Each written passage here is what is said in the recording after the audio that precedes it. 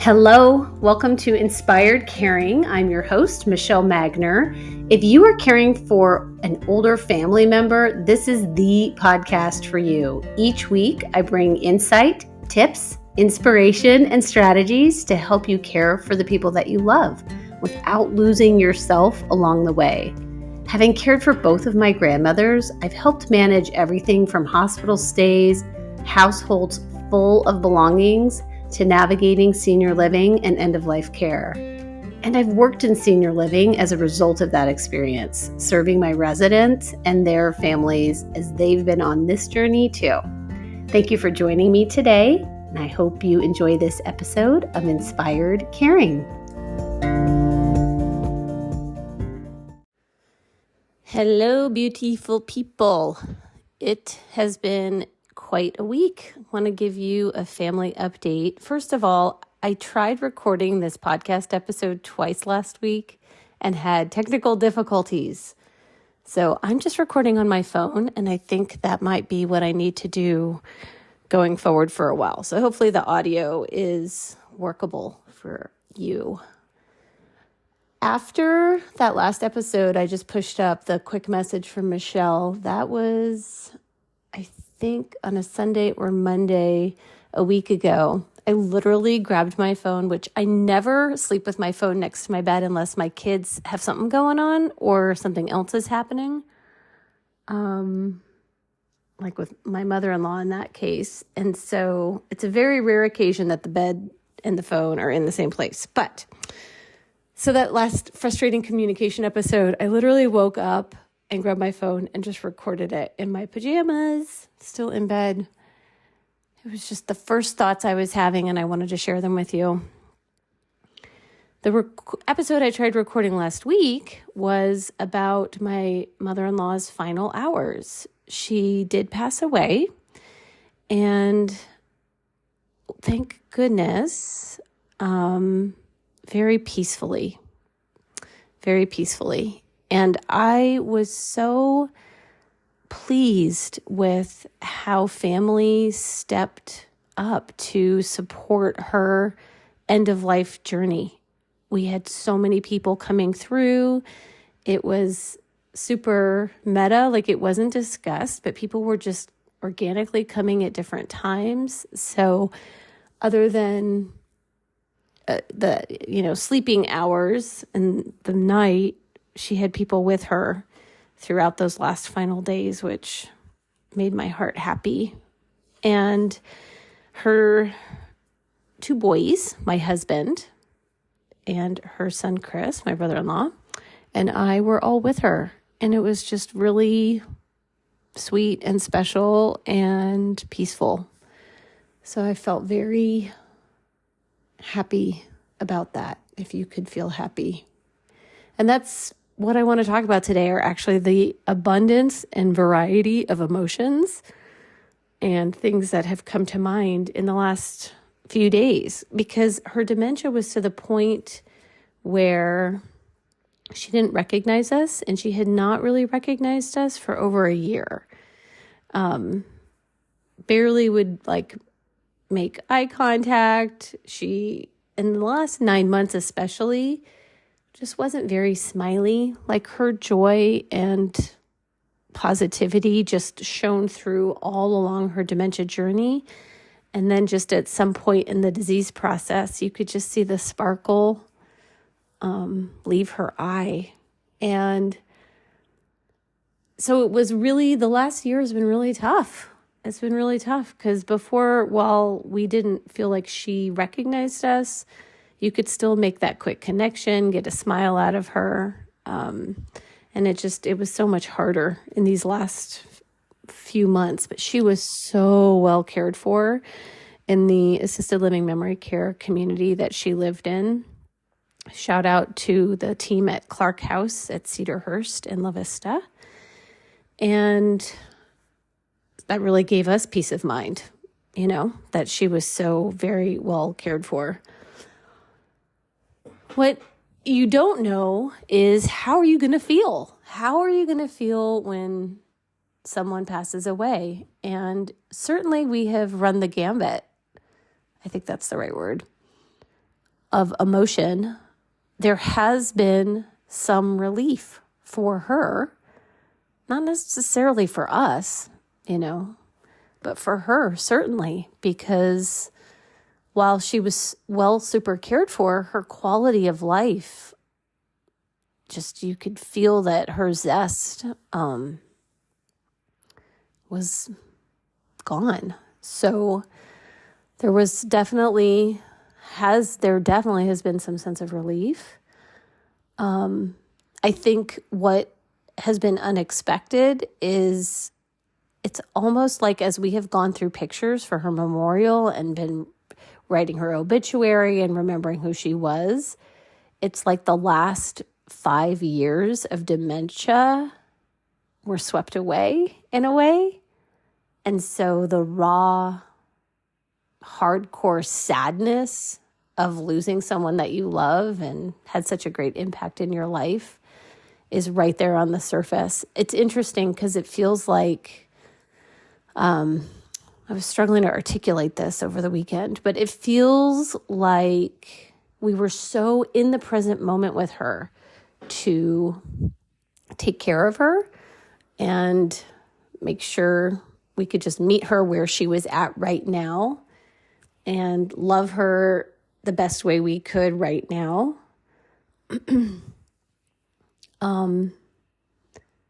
We were so in that space that the memories of who they were and all of their joy, I don't know if it's for my own self-preservation, but I felt like I had to kind of put those on hold for this last chunk of time, because if I were to show up at the memory care expecting her to be that person that she was prior to the dementia diagnosis and disease process, I would have been upset and frustrated every single time. So I guess emotionally, it feels like we were able to compartmentalize like who she was and who before dementia and who she was now, and just really be here with her at this phase.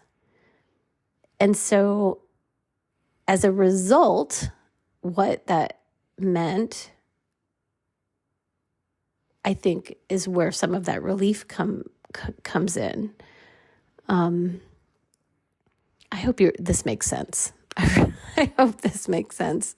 But then as we have been reflecting and going back through things, it feels like the dementia chapter almost didn't exist. It's like they're two different people, right? You feel relief for the person who's been living with dementia because now they're free. And then the other person is who we feel that deep sadness and loss for. Pretty raw stuff. The other thing, I guess, that I've been noodling on is feeling like, oh my gosh, you guys, y'all, it just escaped me. So this is the funny thing about grief. It's like your brain is sort of mostly functioning. I mean, there's so many details to be thinking through. Oh, I got it. It's back. So what I was thinking about was how these months prior to her passing away, things felt very status quo with us visiting her. Many of us were visiting, 1 to multiple times a week. So we had family in and out just constantly. As she was dying, the family, we really gathered and sat and hung out. And I had this thought of, why didn't we do this more beforehand? And I felt like that thought was not going to serve me very well, because I really don't want to be in a space of regrets.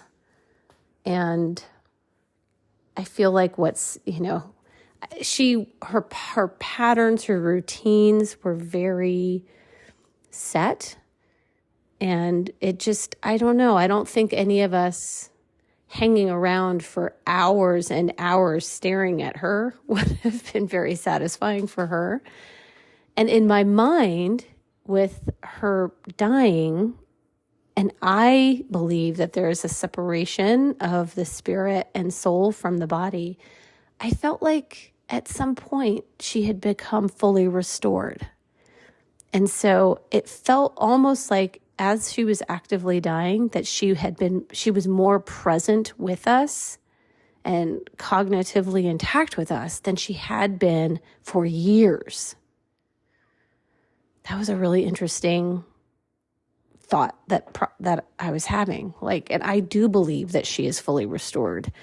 Just like someone who is unable to walk, I believe they are fully restored after they pass away.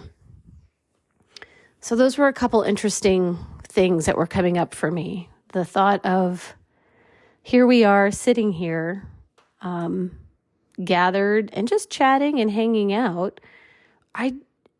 Why didn't we do that more before? But I just don't think she would have enjoyed it. I think it could have almost been agitating to her with the dementia progression. And then the thought of her just being so present with us felt very comforting to me and as if she was restored. It was my husband's birthday, the day that she died.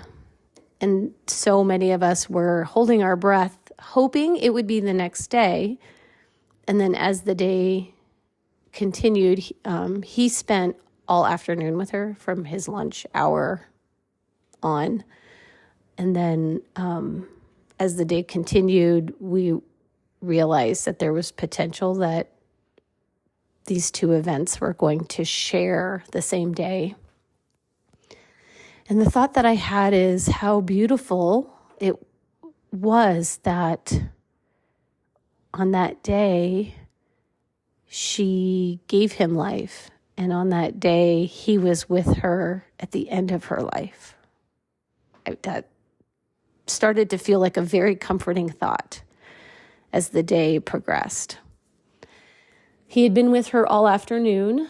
Her sister had been with her in the morning, and then in the evening, his brother arrived, and so my husband and I stepped out for dinner and ran into some friends at the restaurant, and they joined us, and we just had this really lovely unexpected impromptu birthday dinner celebration that was so beautiful. And then he and I went back to the building, and when we got back, there had been clearly another shift in her breath, and within an hour, she was gone. And it was the three of us in there with her, just fluttering around her, rubbing her shoulders, kissing her forehead, stroking her hair, holding her hand. And it was just, her breath just slowed, and it was just super peaceful. So it has been quite the variety of emotions.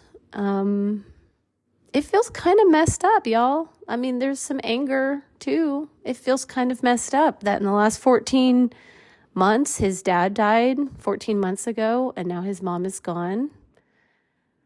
That feels a little unfair. I mean, we're 51, and I know there's no rhyme or reason, and we don't get a vote, and there's certainly people who have lost parents way younger than us. And it's hard not to see people in their 70s losing their parents, because that happens too. Just loss is hard, no matter how you slice it. It's interesting. I guess it just never feels like you have enough time, which is, I guess, another process to explore. So, yeah, we were able to go up and see our daughter. She's in college and had a full week. So my mother-in-law passed on Tuesday. Two of our kids went out of town for a band thing for the weekend. And then we were able to go up and give our other daughter a hug. And we are in the throes of planning her service and finalizing details for that. And that is going to be another episode, because we have got to talk about this. We have to start talking about this. What kind of death do you want? What kind of service do you want? Who you want doing what? That is going to be another episode. So that will be it for today. Just wanted to keep you in the loop, give you some thoughts about just this idea that if a thought is starting to creep up on you, that is going to take you into a direction like regret, that does not serve us, y'all. That is not going to bode well for us. So thinking through, what do we want for ourselves? What do we want things to look like? And how can we live each day in this present moment with love and laughter and joy? Because that's really what Sherry did. I think that's a big part of her legacy. And I don't know if she had too many regrets. She's a lovely woman. I love you. I see you. You're doing a great job. Ooh, keep up the great work. And I will see you next week.